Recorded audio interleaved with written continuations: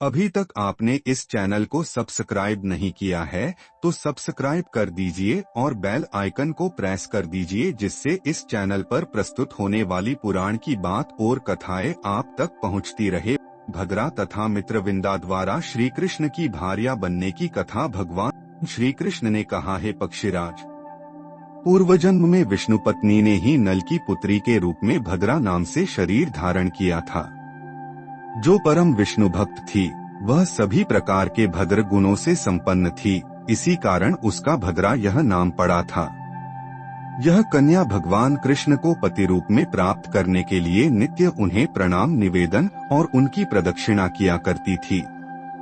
कन्या भाव में स्थित अपनी भद्रा नामक पुत्री की वैसी कठिन तपस्या देखकर पिता नल ने कहा कि हे नंदिनी पुत्री भद्रे, किस लिए तुम अपने शरीर को कष्ट दे रही हो? ऐसा करने से तुम्हें कौन सा फल मिल जाएगा, उसे मुझे बताओ। भद्रा बोली, हे तात, आप मेरे पिता हैं, भला मैं आपको क्या बता सकती हूँ? भगवान को नमस्कार आदि क्रियाओं के फल को बताने में कौन समर्थ हो सकता है? फिर भी आप सुने, हे तात, करुणानिधान भगवान विष्णु हो सदा मेरे स्वामी रहे हैं।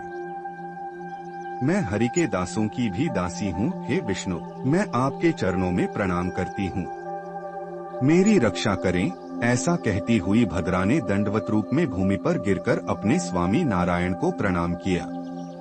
पुनः भद्रा कहने लगी, हे तात, भगवान विष्णु को नित्य निरंतर प्रणाम करना चाहिए। जिस प्रकार वंदना करने से वे देव प्रसन्न होते हैं, उस प्रकार वे पूजन करने से प्रसन्न नहीं होते। हे तात, नामस्मरण अथवा प्रणाम निवेदन तथा वंदन करने से जिस प्रकार से पाप से मुक्ति हो जाती है, उस प्रकार से अन्य साधनों से नहीं होती। हे तात, भगवान विष्णु को प्रणाम निवेदन किए बिना जो लोग शरीर का पोषण करते हैं, उनका यह शरीर पोषण व्यर्थ ही है। ऐसे लोगों को नरक में महान दुख भोगना पड़ता है। जो देवश्रेष्ठ भगवान विष्णु की प्रदक्षिणा नहीं करता, उसे यमराज अत्यंत त्रास देते हैं। जिनकी जिह्वा हरि कृष्ण इस प्रकार से भगवान के मंगलमय नामों का नित्य कीर्तन नहीं करती है, ज्ञानीजनों द्वारा उस जिह्वा को व्यर्थ ही कहा गया है। हे तात, काशी में निवास करने अथवा प्रयाग में मरने से क्या लाभ, अथवा युद्ध में वीरगति प्राप्त करने से अथवा यज्ञादि का अनुष्ठान करने से क्या लाभ है? समस्त तीर्थों में भ्रमण करने से अथवा शास्त्र के अध्ययन से किस प्रयोजन की सिद्धि हो सकती है? जिनकी जिह्वा के अग्रभाग पर हरिनाम नहीं है, जिनके शरीर से भगवान विष्णु को नमन नहीं किया गया है, जिनके पैरों ने भगवान विष्णु की प्रदक्षिणा नहीं की है, ऐसे लोगों का सब कुछ करना व्यर्थ ही है, ऐसा महान लोगों का कहना है। आठ, हे तात, भगवान विष्णु को नमन करना और उन्हें निरंतर स्मरण रखना ही प्राणी का वास्तविक कार्य है। निश्चित ही यह मनुष्य जन्म अत्यंत दुर्लभ है, किंतु दुर्लभ होने पर भी वैसे ही नश्वर है जैसे जल में स्थित बुलबुला होता है। हे तात, इस नश्वर शरीर का कोई भरोसा नहीं है। आठ, जो समय प्राप्त है उसमें भगवान को नमस्कार वंदन आदि करते रहना चाहिए। हे पिताजी, आप भी ऐसा ही करें।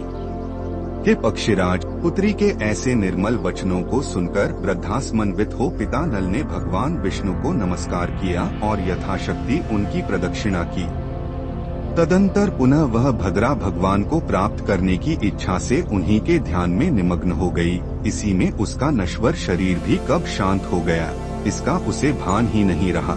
श्री कृष्ण ने कहा, हे पक्षी श्रेष्ठ, पुनः मेरे पिता वसुदेव की बहन के उदर से कैकेयी इस नाम से उस भद्रा नाम वाली कन्या ने जन्म लिया।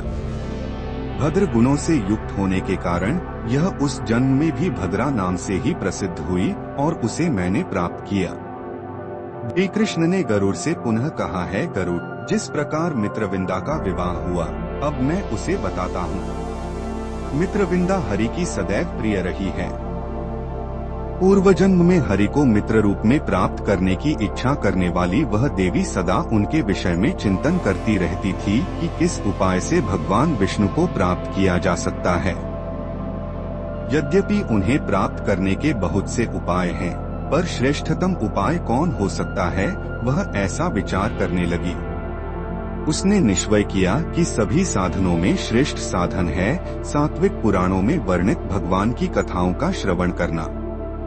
जो व्यक्ति भगवान विष्णु को कथा का श्रवण नहीं करता उसका जन्म लेना व्यर्थ है। जिसने भगवान विष्णु के गुणानुवाद का कीर्तन करने वाले भागवत पुराण को नहीं सुना उसका जीवन व्यर्थ है। इसलिए सदा हरिकथा का श्रवण करना चाहिए। हे तात, जहाँ भगवान विष्णु से संबंधित कथा रूपी महानदी प्रवाहित नहीं होती तथा जहाँ नारायण के चरणाम्बुजों का आश्रय नहीं है और जहाँ मुख से भगवान विष्णु का नामस्मरण नहीं होता वहाँ किसी प्रकार से क्षण मात्र भी नहीं रहना चाहिए।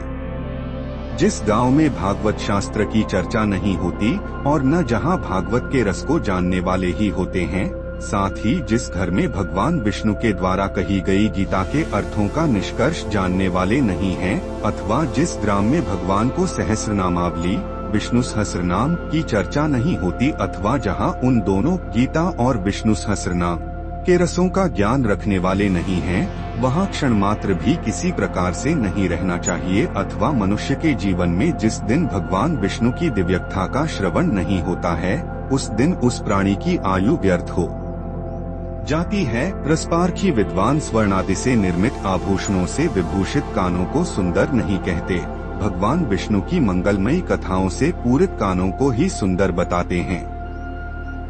इस कारण से जो लोग सर्वदा भागवत के अर्थ तत्व का श्रवण करते हैं और निरंतर उसका वाचन करते हैं उन्हीं का जन्म सफल है, ऐसा श्रेष्ठ जनों का कहना है। संसार में हरि सर्वत्र व्याप्त हैं। ये भगवान हरि शुभ फल कर्मानुसार ही देते हैं, इसलिए धन प्राप्ति के लिए कोई यत्न नहीं करना चाहिए। प्रयत्न तो हरितत्व की प्राप्ति के लिए ही करना उचित है। इसी कारण है तात मैं भी सदैव भगवान की सत्कथाओं का श्रवण किया करती हूँ। पूर्व काल में मैंने भगवान की कथा का श्रवण किया था और फिर शरीर का परित्याग कर आपकी पुत्री के रूप में पृथ्वी पर मैंने जन्म लिया है। श्री कृष्ण बोले, हे पक्षी, उस मित्रविंदा ने पृथ्वी पर रहने के लिए वसुदेव की बहन के उदर में सुमित्रा नाम से जन्म लिया। भागवत कथा के श्रवण से ही वह भगवान विष्णु को मित्र के रूप में प्राप्त कर सकी है। इसी कारण उसका मित्रविंदा यह नाम पड़ा है।